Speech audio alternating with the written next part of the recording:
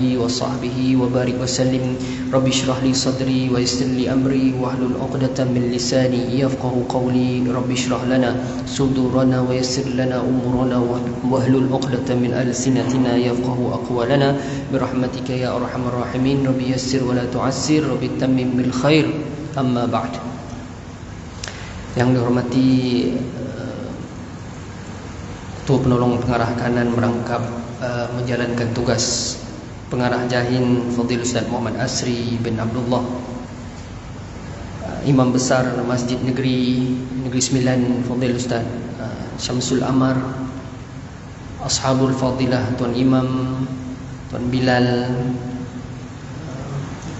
barisan asatizah, para alim ulama, tuan-tuan guru, tuan-tuan muslimin muslimat yang dirahmati oleh Allah Subhanahu wa taala. Alhamdulillah, apa khabar semua, sihat? Alhamdulillah, syukur kehadirat Allah taala. Hari ini Allah mengizinkan kita untuk kita tiba di 7 Ramadan. Tidak ada perkara yang lebih besar dalam hidup kita bila kita menempuh masuk bulan Ramadan dan menjalankan ibadah di bulan Ramadan ini, tuan-puan, ialah apabila Allah mengurniakan kita kesihatan yang baik. Keizinan Allah Ta'ala untuk kita masuk dalam bulan Ramadan dengan keazaman menempuh bulan Ramadan ini sampai ke penghujungnya dengan diberi nikmat sihat. Ada orang yang tak diberi kesempatan oleh Allah Ta'ala untuk menunaikan ibadah di bulan Ramadan dengan pelbagai bentuk masyaqah, kelemahan, kekurangan, kesakitan melalui bulan Ramadan. Malah ada berita-berita yang kita terima sebelum masuk Ramadan, ada yang dijemput oleh Allah Ta'ala. Belum pun habis Ramadan pun ada yang telah dijemput untuk ke pangkuan Allah Subhanahu wa Ta'ala. Justru kita ni dipilih oleh Allah Ta'ala untuk masih lagi berada dalam bulan Ramadan, yang mana para salafus soleh sebelum masuk Ramadan kita diajarkan dengan doa, Allahumma sallimna li Ramadan. Ya Allah, ya Tuhanku, beri aku kesejahteraan, kesihatan tubuh badan untuk aku masuk dalam bulan Ramadan. Allahumma sallimna li Ramadan. Boleh kita baca doa lagi, wasallimna Ramadana lana, wasallim Ramadana lana, dan berikanlah kesempurnaan bulan Ramadan ini kepada aku, ya Allah. Segala keberkatan, kemuliaan, manfaat-manfaat dan bulan Ramadan ini aku dapat, sungguh aku dapat kekuatan, aku dapat teruskan istiqamah sampai akhir Ramadan. Ada orang masuk awal Ramadan, subhanallah, masjid ramai. Betul lah kata Nabi sallallahu alaihi wasallam, bila datang ni bulan Ramadan, futihat abwabul jannah, dibuka pintu syurga. Jadi ulama bahas tentang buka pintu syurga tu macam mana. Buka pintu syurga itu adakah secara hakikinya buka pintu syurga ataupun secara kinayah, perumpamaan Allah membuka pintu syurga itu. Jadi ulama bahas boleh jadi secara hakiki, sebab kita tak tahu benda gaib. Mungkin Allah buka pintu syurga tu betul-betul, sungguh-sungguh, dan pada malam hari Ramadan utaqa, Allah Subhanahu wa taala membebaskan seorang hamba-Nya daripada api neraka Allah Subhanahu wa taala pada setiap malam Ramadan. Ada ulama membahaskan tentang kinayah, perbandingan ataupun perumpamaan dibuka pintu Ramadan, dibuka pintu syurga pada bulan Ramadan. Kerana apa? Kerana ramainya pada bulan Ramadan itu orang bersungguh-sungguh melakukan amal soleh. Masjid dan surau penuh, orang rajin solat berjemaah, semua menunaikan perintah Allah Subhanahu wa taala dengan taat. Awal Ramadan masjid penuh, surau penuh, masya-Allah. Sekarang ni insya-Allah istiqamah 7 Ramadan penuh lagi masjid, surau, untuk semua menunaikan ibadah. Dan berlumba-lumba orang melakukan kebaikan. Tengok kalau kita sembahyang ke masjid, kita tengok masuk masjid ramai datang awal ke masjid. Masuk masjid niat iktikaf pada Allah Ta'ala, sebab tahu ganjaran pahala bulan Ramadan. Kemudian tu bersungguh-sungguh semua sekali berebut-rebut, kan? Bersungguh-sungguh untuk pergi semayang di saf yang pertama, sebab tahu ganjaran yang besar daripada Allah Subhanahu Wa Taala bila semayang di saf yang pertama. Itu semua ganjaran yang Allah tahu, dan kita semua tahu dibukakan pintu hati kita oleh Allah Ta'ala untuk menunaikan ibadah bulan Ramadan. Dan kemuncak kepada semua itu ialah doa kita, wa tasallamhu minna mutaqabbala. Kemuncak kepada amalan kita bulan Ramadan yang paling kita takut sekali tuan-puan ialah sekiranya amalan kita itu tidak diterima oleh Allah. Dan kita mohon doa, ya Allah, kau sempurnakanlah bulan Ramadan ini dalam keadaan amalan aku ini mutaqabbalah. Amalan aku ini kau terima wahai Allah Ta'ala. Itu yang paling kita risau. Dalam banyak-banyak amalan dalam kehidupan kita, Allah kata bulan Ramadan, ataupun orang kampung dia tak panggil bulan Ramadan lah. Pakcik-pakcik, atuk-atuk, nenek-nenek kita dia tak panggil bulan Ramadan. Kalau tuan-tuan perasan tak? Dia akan panggil apa? Oh, tak lama lagi masuk bulan puasa ha? Kan? Kalau orang kampung dia akan panggil bulan puasa, dia tak panggil bulan Ramadan lah. Dia panggil bulan puasa. Sebab apa? Sebab besarnya ibadah puasa di bulan Ramadan. Dan Allah Ta'ala menggambarkan Ramadan itu Syahrus Siyam, sebagai bulan puasa. Dan juga Nabi SAW mengatakan bulan puasa itu juga adalah Syahrus Sabr, bulan sabar. Kerana apa tuan-tuan? Dalam bulan puasa itu ada, dalam bulan Ramadan itu ada ibadah puasa. Dan dalam ibadah puasa itu ada 3 kategori sabar. Itu kata Ibn Rajab Al-Hambali dalam Lataif Al-Ma'arif. Apa kata Ibn Rajab? Dia kata dalam bulan Ramadan tu, dalam ibadah puasa tu ada 3 jenis sabar. Satu, dia kata sabar dalam melakukan ketaatan kepada Allah. Subhanallah. Bila buat amalan dalam bulan Ramadan, nak buat puasa tu bukan senang, tuan-tuan. Tuan-puan bayangkan bila kita nak buat puasa sesuatu yang kita biasa makan. Contohnya nasi, bukan benda yang tak halal kita makan, benda yang halal. Lauk pauk, sambal potai, kan? Gulai apa? Gulai kontang, gulai torung. Oh, subhanallah. Boleh kita makan, tapi kita tak buat, kita tak makan sebab sabarnya kita pada ketaatan kepada Allah Ta'ala. Sama ada bil fardi wa alaniyah, sama ada dia buat amalan tu secara sorang-sorang ataupun dia buat amalan tu ramai, secara beramai-ramai. Dia tak buat. Contoh dia puasa. Boleh dia kalau dia balik rumah tu dia mandi, bila mandi siram badan itu dia toguklah air 2-3 toguk. Boleh, tak ada siapa tahu, tak ada orang pandang, tak ada CCTV, dia boleh buat. Tapi dia tak buat sebab dia sabar melakukan ketaatan. Masuk bulan Ramadan, solat tarawih, ada masjid yang buat 23 rakaat, 20 rakaat campur 3 rakaat. Ada yang buat 10, ada yang buat 8. Subhanallah. Ada yang buat 8 habis buku seboleh, buat surah dibaca panjang-panjang. Ada yang buat 20-23 rakaat habis buku seboleh. Adab dia kena ikut sampai imam selesai witir. Adab dia, baru kita dapat pahala man qama Ramadan imanan wa ihtisaba ghufira lahu ma taqaddama min dhanbi. Baru kita dapat pahala menghidupkan malam-malam Ramadan. Itu adab Kita sendiri boleh pilih masjid kita nak pergi mana. Yang paling besar sebenarnya istiqamah kita dalam amalan itu. Sejauh mana sepanjang 30 Ramadan kita boleh istiqamah pergi ke masjid, diberi kekuatan oleh Allah, taufik oleh Allah Ta'ala, istiqamah dalam melakukan ketaatan. Itu sabar.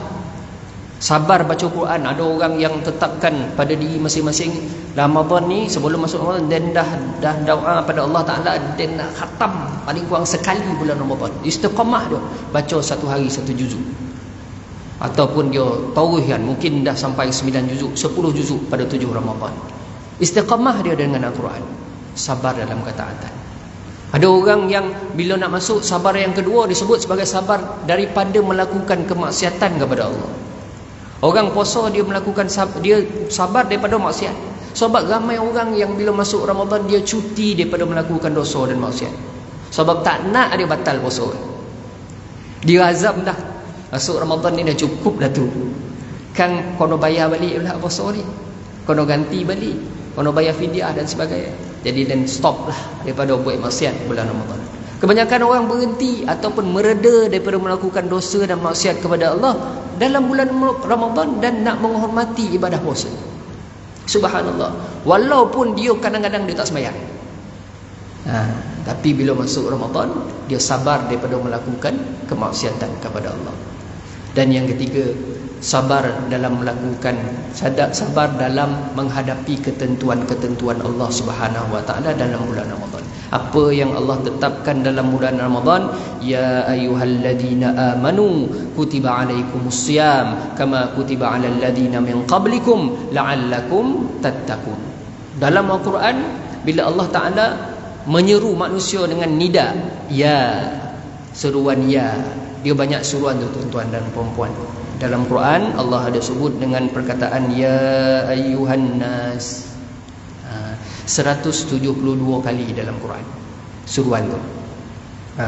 Ya ayyuhalladzina amanu ada 89 kali dalam Al-Quran.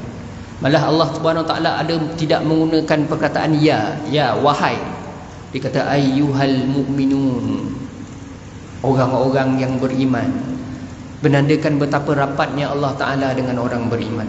Bila kita sebut ya ayyuhalladzina amanu, maknanya ayat itu diturunkan oleh Allah dalam era Madinah Al-Munawwarah. Ketika Nabi SAW telah berhijrah ke Madinah, pensyariatan banyak berlaku pada era tersebut. Dan Allah Subhanahu Wa Ta'ala mendatangkan kepada kita, telah ditetapkan kepada kita berpuasa seperti mana orang terdahulu. Mana orang dulu ni dah puasa dah pernah puasa dah, mustahil kau tak boleh puasa sebab orang dulu dah puasa. Macam tu. Jadi sebab datangnya ketentuan itu, kita sabar dengan ketentuan Allah Subhanahu Wa Taala. Walaupun 30 hari kita terpaksa menghadapi lapar dan dahaga, haus, menjaga segala bentuk ibadah dalam bulan Ramadan. Itu hebatnya bulan Ramadan.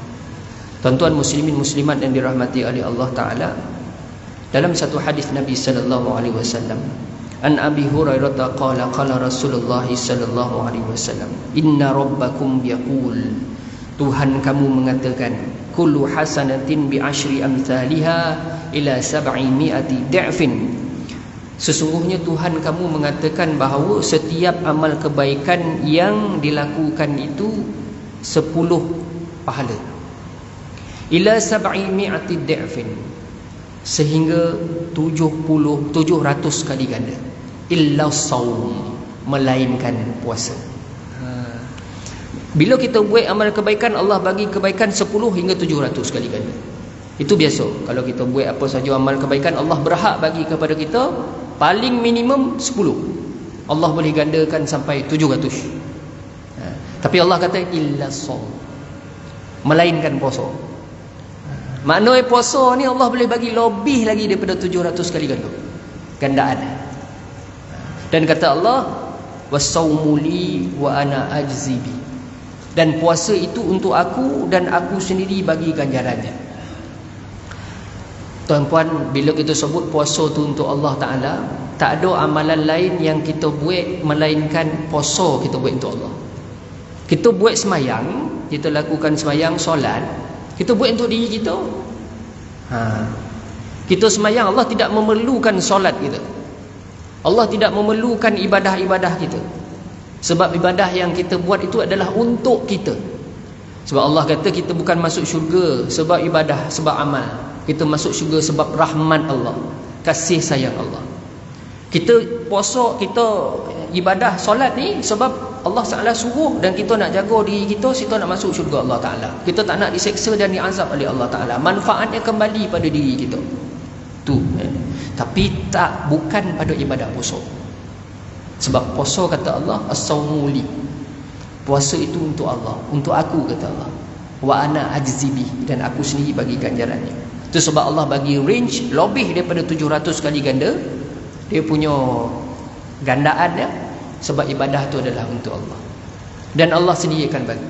Dia beza kalau orang lain bagi dengan Allah bagi. Kalau contoh masjid negeri minta peruntukan imam besar, minta peruntukan kepada yang amat menteri besar, dia kata aku nak minta 100,000 untuk penyelenggaraan masjid negeri. Dia kata menteri besar pun boleh saya bagi. Dia kata tapi saya hantar set poll dia, set usul politik untuk bagi serahkan peruntukan. Dia kata maka pun kita bertimulah daripada set poll, daripada set usul politik ataupun exco mana-mana. Tapi bila kita minta, masjid negeri minta kepada menteri besar, yang menteri besar, kita nak minta peruntukan 100,000. Menteri besar kata okey saya bagi, dan saya turun sendiri bagi. Saya akan turun sendiri masjid negeri, saya akan serah sendiri pada imam besar. Lain tak? Lain tuan-tuan. Bila orang besar tu sendiri turun bagi. Dan Allah menggambarkan begitu. Allah tidak menggambarkan melalui perumpamaan, perantaraan memberi pahala kepada kita melalui ibadah puasa, tak.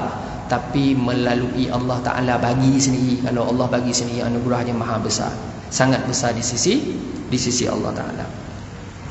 Itu as-sawmu junnatun minan nar, dan puasa itu menjadi perisai daripada api neraka Allah Ta'ala. Sebab ramai orang yang saya sebut tadi, bila puasa dia kono sabar banyak benda yang dia tak buat, maksiat pun dia tak buat, dia istiqamah dalam melakukan amal soleh kepada Allah Ta'ala, dia sabar dengan ketentuan-ketentuan Allah Ta'ala. Wala khulufu fami shaimi atyabu indallah min rihil misk, dan juga bau mulut orang yang berpuasa itu lebih baik daripada bau kasturi. Ini kan, bila kita dah masuk 10 Ramadan, masuk 15 Ramadan, dah start masuk 20, bau mulut dah mula bau. Orang yang perut dia kosong biasanya akan berbaulah, kesan daripada asid dalam perut, maka lahir baulah dekat mulut. Tapi kata Allah, yang bau tu bagi kita sangat mengganggu, distraction kat kita, mengganggu kita. Tapi di sisi Allah Ta'ala lebih wangi daripada bau kasturi, kata Allah Ta'ala. Wangian kasturi ni adalah wangian syurga yang sangat wangi, kata Allah, lebih wangi. Ini nak menunjukkan kepada kita, tuan-puan, mesej besar kepada kita bahawa apa yang kita bau, apa yang kita rasa, yang kita nampak, tak semestinya itu yang Allah nampak. Apa yang kita bondo tu, kalau kita nampak tidak baik di sisi Allah, belum tentu benda tu tak baik. Tapi baik, mungkin menjadi baik di sisi Allah. Allah kata dalam Al-Quran, wa asa an takrahu syai'a wa huwa khairul lakum. Barangkali kamu membenci sesuatu sedangkan ia adalah baik untuk kamu. Ini bukti ya.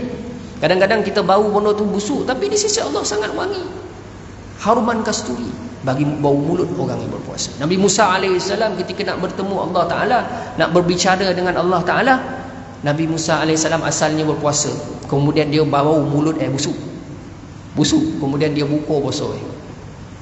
Kemudian tu Allah Ta'ala tegur Nabi Musa AS, bau mulut orang berpuasa lebih wangi di sisiku berbanding bau kasturi. Nabi Musa puasa balik, dia suruh Nabi Musa puasa balik 10 hari untuk berbicara dengan Allah Ta'ala.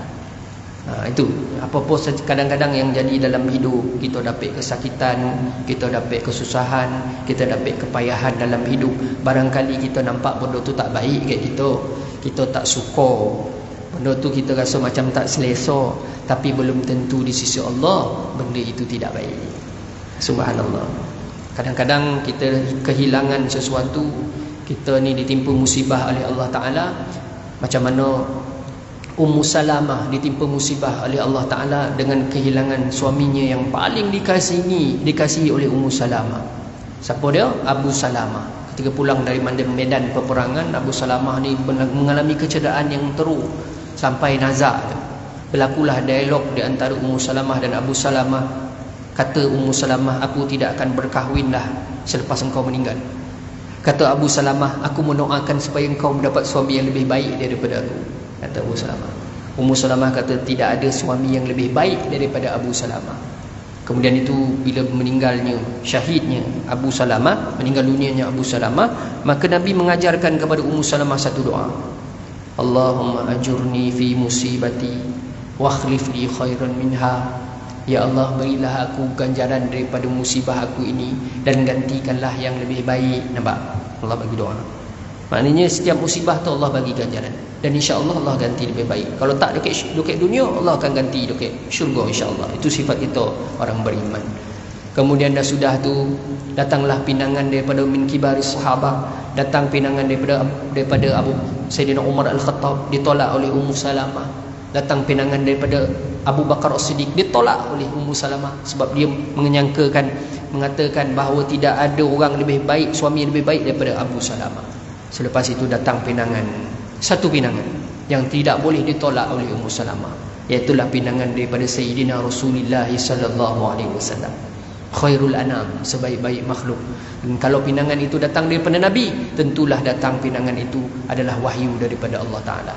Maka diterima pinangan Ummu Salamah. Seterusnya membetulkan apa yang ada dalam fikiran Ummu Salamah, tidak ada suami yang lebih baik daripada Abu Salamah. Ternyata ada suami yang lebih baik, iaitulah baginda Nabi sallallahu alaihi wasallam. Sebab Nabi kata la yu'minu ahadukum hatta akuna ahabba ilayya min walidihi wa waladihi wan nasi ajma'in, atau kama qala Rasulullah sallallahu alaihi wasallam. Tidak sempurna iman kamu selagi mana dia tidak mengasihi aku melebihi kasihnya kepada ibu bapanya, kepada anak-anaknya dan manusia seluruhnya. Nampak? Jadi kadang-kadang bodoh yang tak baik dekat kita, di sisi Allah itu baik. Subhanallah. Wa in jahila ala ahadikum jahilun wa huwa shaimun falyaqul inni shaim. Dan apabila ada seseorang yang datang kepada kamu, seorang yang jahil yang melakukan yang mengganggu kamu, maka katakanlah inni shaim, sesungguhnya aku berpuasa. Jadi tuan-puan kau nak amalkan doa ni, kau nak amalkan kata-kata ni, perkataan ini yang diajar oleh baginda Nabi sallallahu alaihi wasallam. Kalau kita marah macam mana pun sebut inni shaim, sesungguhnya aku berpuasa. Sebut. Datang bawa kereta, tiba-tiba ada sebuah kereta kancil menyelinap sebelah kiri. Ni nak pukul balik kumpek. Kalau penjawab awam balik kumpek. Jalan naik kereta kan. Tiba-tiba ada kereta kancil menyelinap dia masuk. Dah lah masuk potong kiri pula tu. Kancil petak pula tu. Lalu potong pula kiri tuan-puan. Tengok. Oi pakai tudung pula. Subhanallah. Dah lah potong gigi, kancil petak, pakai tudung perempuan. Kita punya marah hai bulan Ramadan tu. Allahu Akbar. Sebut inni shaim, sesungguhnya aku berpuasa. Kalau tuan-puan tak sabar, tuan-puan koja kereta tu, koja kereta kancil tu, tiba-tiba dia bagi signal. Bagi signal, tengok dia masuk klinik. Apa hal masuk klinik ni? Kita pun follow masuk klinik. Follow, rupanya dia pergi kat kawasan kecemasan. Oh sudah, tiba-tiba keluar perempuan tu, buka pintu belakang, dukung anaknya, berdarah-darah anaknya, masuk kecemasan. Macam kan tadi lebih elok kalau kita kotak tangan dekat dada, kita cakap inni shaim, sesungguhnya aku berpuasa. Ia jadi perisai yang sangat ampuh untuk kita jaga puasa itu. Kadang-kadang kita kena sangka baik dengan orang, khususnya bulan Ramadan, khususnya kepada kaum wanita. Dia balik tu kadang-kadang baru tunggu lumuh balik tu nak masak Cuba tengok orang rumah gitu tuan-tuan. Pagi-pagi dia fikir dah. Tengah hari buka kang nak masak apa? Lauk apa nak masak? Itu dia fikir. Dia fikir anak dia fikir suaminya. Jadi kalau kita bersangka baik, insya-Allah Allah akan bagi pulangan yang lebih baik dengan puasa dan Ramadan kita insya-Allah. Jadi saya rasa cukup setakat itu dulu. Besok kita sambung insya-Allah dalam hadis yang lain melalui kitab Bahrul Mazi oleh karangan Syekh Muhammad Idris Al-Malbawi, daripada kumpulan hadis-hadis Imam At-Tirmizi rahimahullahu taala. Segala baik itu datang daripada Allah, kekurangan kelemahan daripada diri saya sendiri. Aqul qauli hadza wa astaghfirullahal azim li wa lakum. Wassalamu alaikum warahmatullahi wabarakatuh. Bismillahirrahmanirrahim. Alhamdulillahirabbil alamin wassalatu wassalamu ala asyrafil anbiya'i wal mursalin wa ala alihi washabbihi ajma'in. Allahumma faqihna fid din wa 'allimna ta'wil, rabbi zidna ilma wa rzuqna fahma, rabbi yassir wa la tu'assir, rabbi tammim bil khair. Allahumma sallimna li ramadan وسلم رمضان لنا وتسلمه منا متقبلا برحمتك يا أرحم الراحمين. وصلى الله على سيدنا محمد وعلى آله وصحبه وبارك وسلم. الحمد لله رب العالمين. تقبل الله.